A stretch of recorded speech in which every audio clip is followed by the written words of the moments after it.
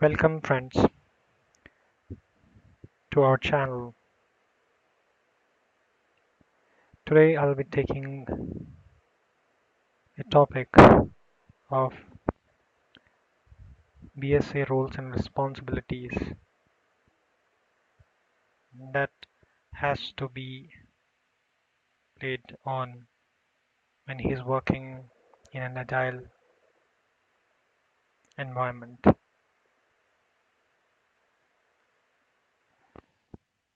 So we will be taking up these topics under BSA roles and responsibilities. First one is how requirement elicitation should be performed. The next topic we will discuss in this series will be the design and mockup a BSA needs to prepare, how to document user stories, how acceptance criteria should be written,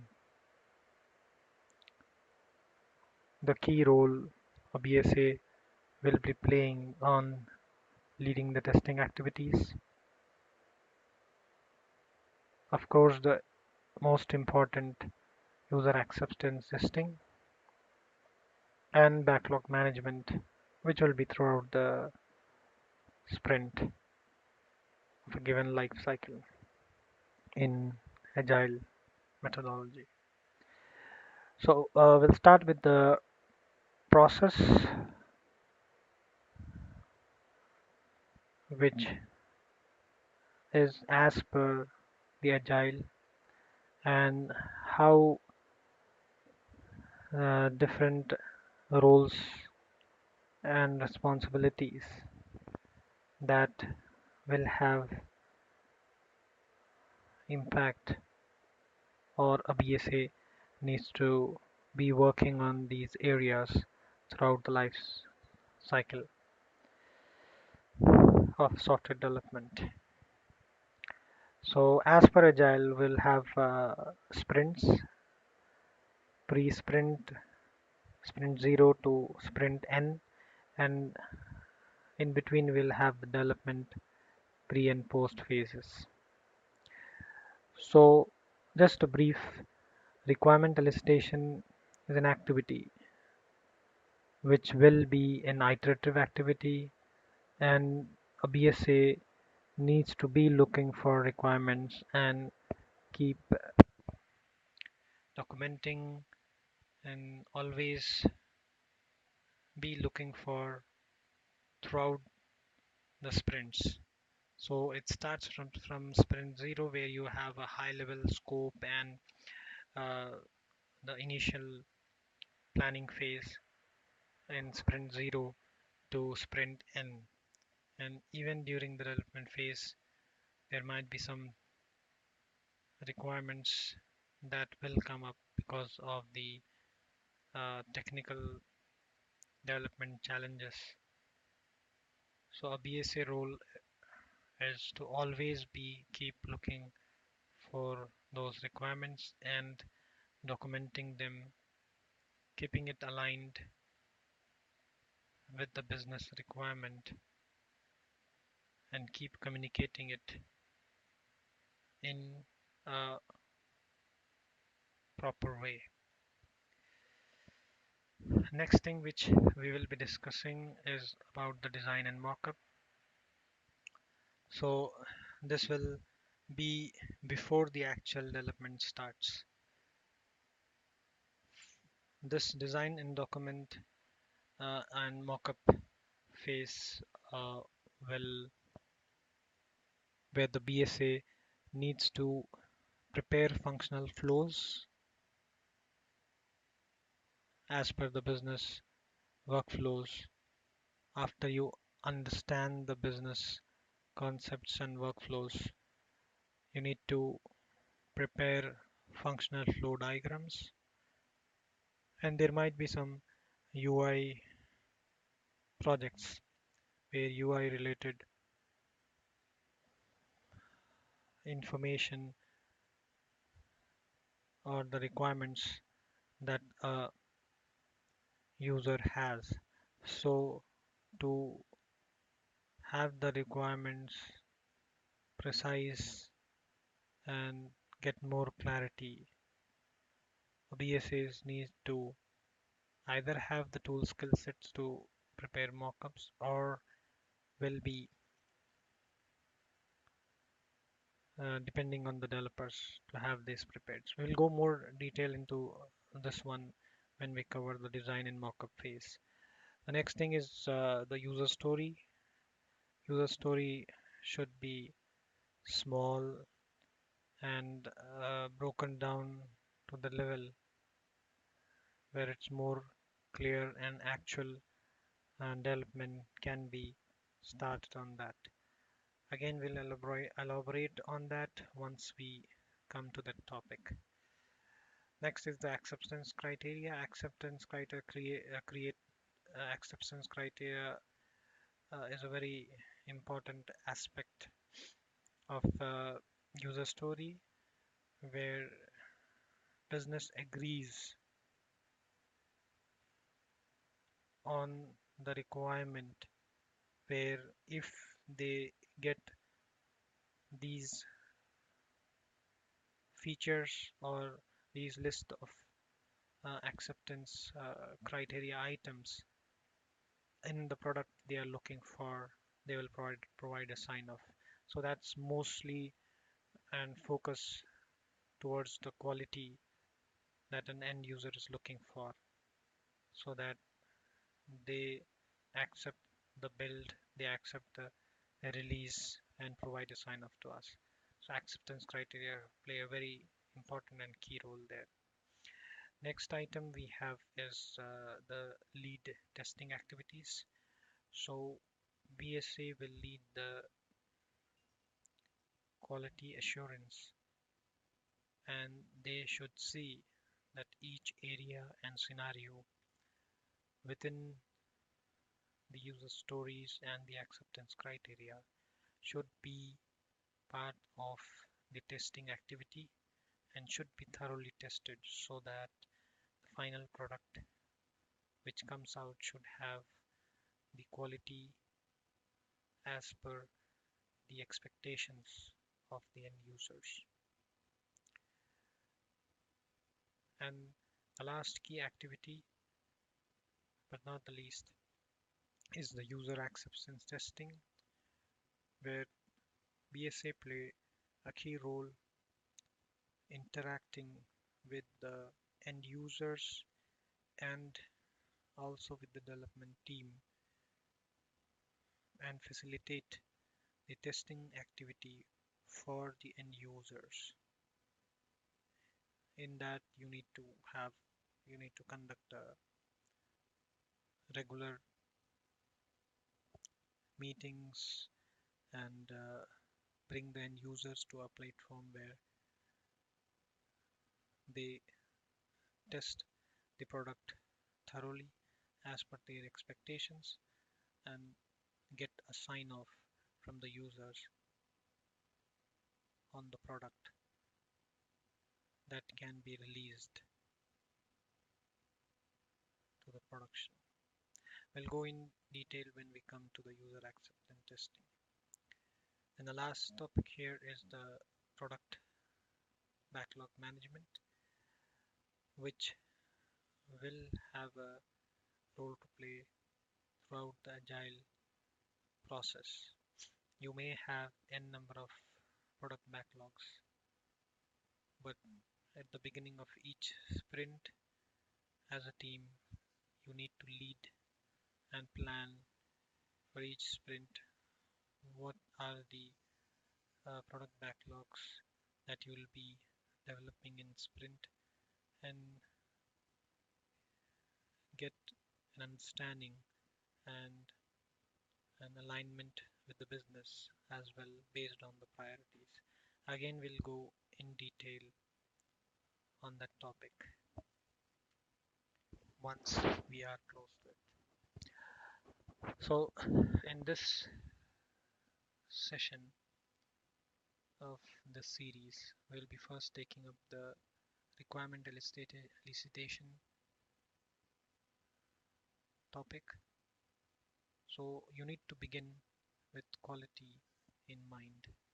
The focus for requirement elicitation should be that your requirement gathering should be such that when the final products comes up, there should be zero or minimum bugs in the product that you are delivering. That should be the mindset with which you should focus on gathering the requirement, looking always for the minute details, not missing anything from the business functionality wise. So the requirement elicitation should start with first understanding the business problem. What is the existing problem that business wants a solution? Like, for example, you have a reporting system on the accounts department where, with the growth of the firm, the number of accounts have increased, the requirement for reports have increased, and with the manual process, they see the time consumed to generate reports, timely generation of reports, and the quality of the manual reports are not giving the required quality to the end users or the leadership in the business, which is causing both cost and time to the firm. So to resolve this problem, one of the solution could be automation of the reporting system.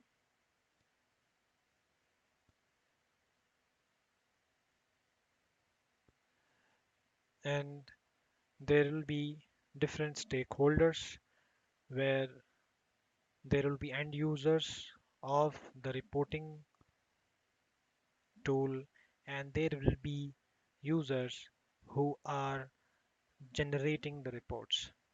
So you need to understand the business problem, align your solution so that it resolves the business problem, and always be considering the end user's perspective, what they are expecting from the solution, from the end product that they will get. Keep working on that till you get the understanding of the business problem and give a better solution. It could be a existing software in the market as a solution where you might have to uh, customize it to the business requirement, or it could be a development team with the right skill sets to provide a software for the business solution. The next thing a BSA needs to play a role is roles and responsibilities of business stakeholders and contacts. So need to understand who are the key decision makers, who will be signing on the requirements, who will you elicit requirements from. So there will be high level managers or leaderships or CEO, maybe the person of from the firm who will be taking the decision whether to go or not to go for the solution uh, proposed, and the person who is giving the requirement may be a resource who is manually generating the reports, maybe in Excel. So he will be the person who will be providing the requirement as per the current business process, how he is generating the reports. As I'm continuing with the same example like accounting reports, so the end user and the key person who make the decision whether the project should go or not to go will be different. So you need to understand those stakeholders, be in touch with them, take their contacts, need to communicate at a proper intervals and time, and keep them aligned always. And who will you elicit requirements from? So there will be a set of, depending on the organization, there will be a person who is fully aware of the end-to-end process. So he may not be the end user, but knows, say, as we have picked the example of accounting system, he might be aware of the full accounting process in that form. So as it comes to elicit requirement from the business side, that person will be the key person that business makes him responsible or gives the ownership to provide the requirement for the solution that we will be working on as a BSA. So we need to have that list prepared of the key stakeholders and their contacts so that we can reach them as and when we have we have to work on elicitation of requirements. The next thing a BSA needs to be looking for is confirm requirement scope.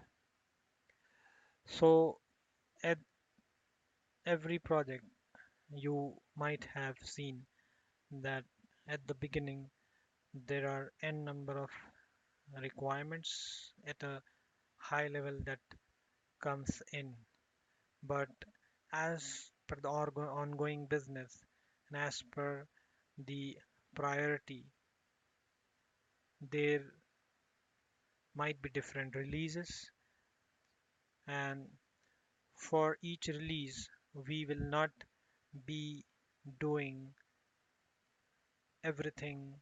Every scope will not be part of each release. So based on the business priority, based on the different level of requirements, you have to be preparing the in scope and out scope items.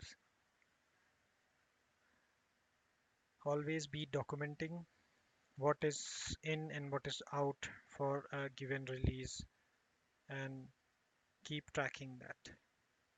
What's tagged for future, what output should be produced, what input is required. All these details should be documented when we are confirming the requirements scope, and the align the project team with the business stakeholders. Learn the business. This is a very important role a BSA needs to play. BSA needs to go over the current as-is process of the business. They should be aware of all the issues that business is facing within that process and why they are looking for a new system and solution to support them to come up with a new solution, and what are the pain points, what do they like about the system, what system is currently used to support the client business, and should be subject matter expert for the development team to always depend and refer on, and always for the business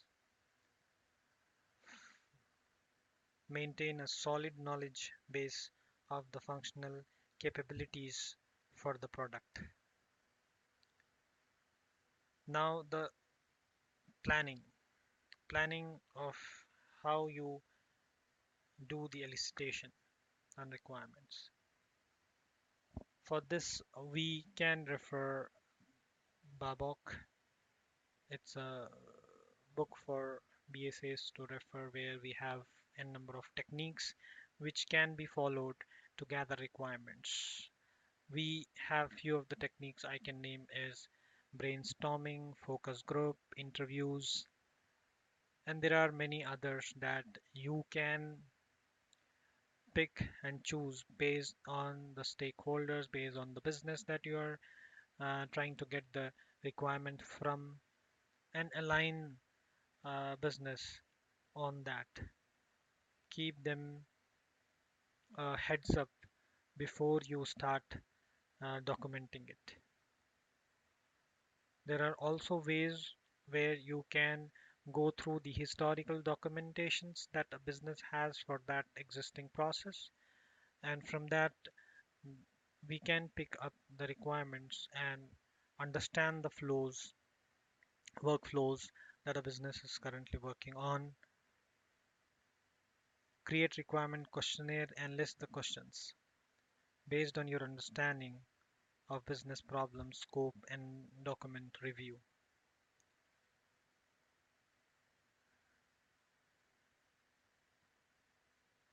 Then next comes the requirement elicitation. So when the actual elicitation starts, you need to keep,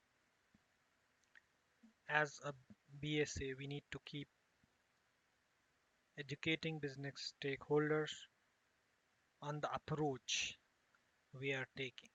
Like for example, we have planned to go by brainstorming. So you need to first make the stakeholders, business stakeholders, understand what brainstorming is, how they can come prepared for that session. Try to give them a heads up and according to the priorities, their time and schedule, plan it well. Need to give them the topics that we would be discussing and how it can be a positive session, how it can be made a positive session, come to an establish and need to establish ground rules and agenda for those sessions, and in advance block proper time from them that is needed to run that session. Once you started discussing the business requirement with the end users or the stakeholders who will be giving us the requirements, start a ranking and prioritization of those, assigning the business value to each of the user stories.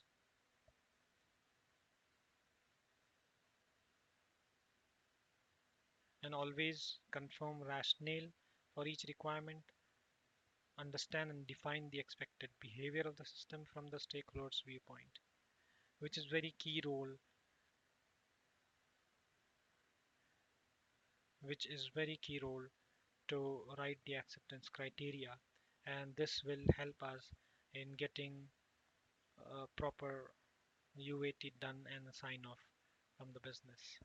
The last on the requirement elicitation is the traceability. So assure that you create a requirement matrix and always be tracking, and you should have traceability of which requirement is connected to what and what is the need of that requirement. That connectivity and the full metrics should be available always throughout the project so that we do not lose a key requirement and be at ahead of the time. So we should be proactive and leading when it comes to gap analysis, and keep that can be done only when you have a requirement matrix where you can trace it and see any gaps and keep yourselves ahead of time. So this will be the first session. Please let us uh, give you can provide a feedback on this session, and we will be taking up in this series next topic, design and mockups. If you like our channel, please subscribe it, and can also give us a suggestion to improve on. Thanks for watching this video. We'll be back in next session. Thank you.